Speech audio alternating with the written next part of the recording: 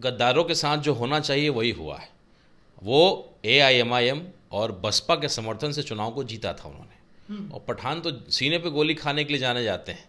आप पार्टी आपने बदल लिया मंत्री के लालच में, और आज वक्फ बोर्ड में जो हो रहा है मुसलमानों के साथ जाति, कम से कम अब तो ज़मीर को जगाइए। मैं हिंदू होकर के समझ रहा हूँ कि जब मैं हिंदू होकर के नहीं स्वीकार सकता हूँ कि मेरे किसी मंदिर में किसी मुसलमान को घुसाया जाए, तो कैसे मुसलमानों के ट्रस्ट में, मुसलमानों के वक्फ बोर्ड में किसी हिंदू को घुसाया जाएगा। तो ये मैं समझ सकता हूँ। जमा खान साहब जो आप अल्पसंख्यक विभाग के मंत्री हैं, आप MIM के टिकट से बसपा के गठबंधन से चुनाव जीत करके आए। जीतने के बाद आपने गद्दारी का काम किया, पार्टी को छोड़ा मंत्री के लालच में। तो अब आप क्या चाहते हैं? जनता जो है अगर आपको सिर पे चढ़ाती है तो चुनाव के समय आपको जमीन पे गिराती भी है। मंत्री जमा खान का भभुआ में जमकर विरोध हुआ। MIM और भीम आर्मी के तरफ से प्रोटेस्ट हो रहा था वक्फ कानून के खिलाफ। उसी दौरान जब जमा खान उधर से गुजरे तो उनके काफिले पर हमला हो गया और JDU का झंडा जिस स्कॉर्पियो पर लगा था उसको भी लोगों ने नोच कर फेंक दिया।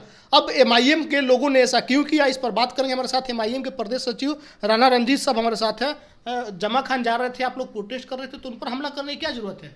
देखिए, संवैधानिक रूप से विरोध प्रदर्शन था।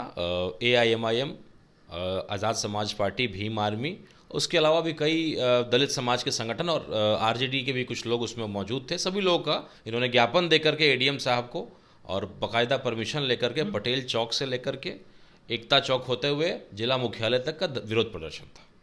तो मंत्री साहब जा रहे थे, आप लोगों ने उस पर विरोध कर दिया, उनको घेरना चालू कर दिया। देखिए, क्यों घेर रहे हैं लोग? गद्दारों के साथ जो होना चाहिए वही हुआ है। वो AIMIM और बसपा के समर्थन से चुनाव को जीता था उन्होंने। और पठान तो सीने पे गोली खाने के लिए जाने जाते हैं।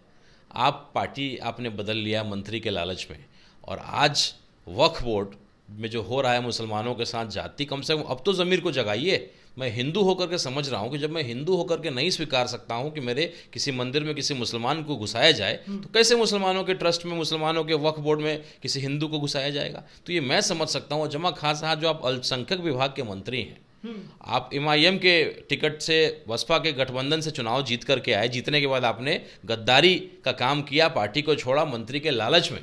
तो अब आप क्या चाहते हैं? जनता जो है अगर आपको सिर पे चढ़ाती है तो चुनाव के समय आपको जमीन पे गिराती भी है।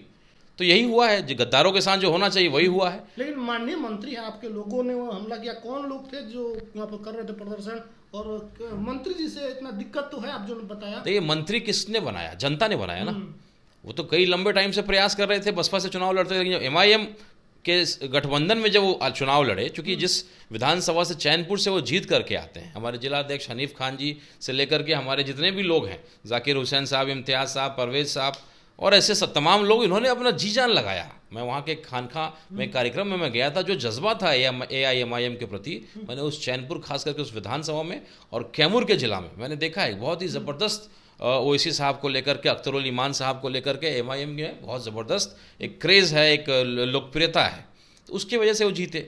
मंत्री आप कोई परीक्षा पास करके IAS का थोड़ी ना बने हैं। अरे जनता ने आपको बिठाया है और वक्त आ गया कि जनता आपको उतारना चाहती है, उसका एक संकेत आपको दिख गया है। मैं बार बार कहता हूँ कि देश को गृह युद्ध से बचाना है। जहर फैलाएगा, अगर तबाही होगा तो नुकसान सबका होगा, चाहे मंत्री हो, संतरी हो, आप हिंदू हो, मुस्लिम हो, सिख हो, ईसाई हो।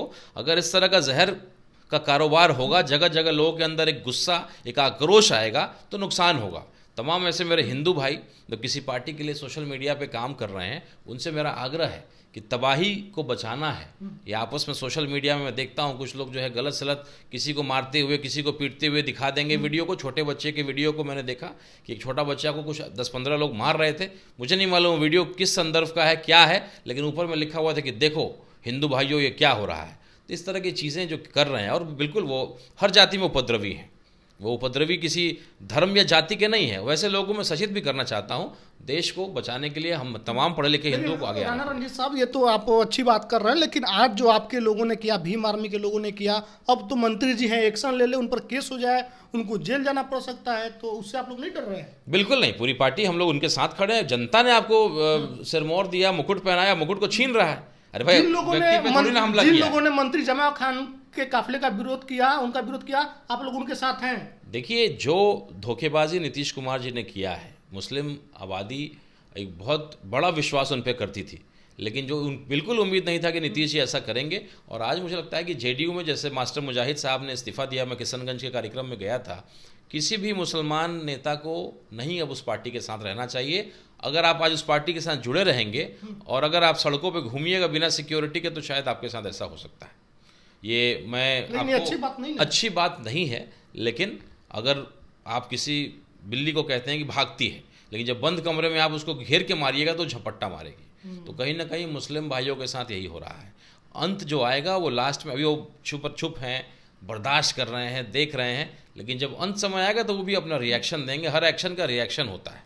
चलिए, तो जमा खान के काफिले का विरोध एमआईएम और भीम आर्मी के लोगों ने किया और इस पर राणा रंजीत साहब जो एमआईएम के प्रदेश सचिव हैं, इन्होंने कहा कि ये लोगों का गुस्सा है। जिन लोगों ने उनको चुनकर विधायक बना, जिन लोगों के वोट से वो आज मंत्री बने हुए हैं, उनके साथ उन्होंने गद्दारी की है और वो वही गुस्सा है। जब वक्त के खिलाफ हम सभी लोग खड़े हैं, हम हिंदू हैं, हमको समझ में आ रहा है कि मुसलमानों के साथ गलत हो रहा है, तो जमा खान को ये बात क्यों नहीं समझ में आ रहा है। इस वीडियो पर आपकी क्या प्रतिक्रिया है, कमेंट करके जरूर बताइएगा। वीडियो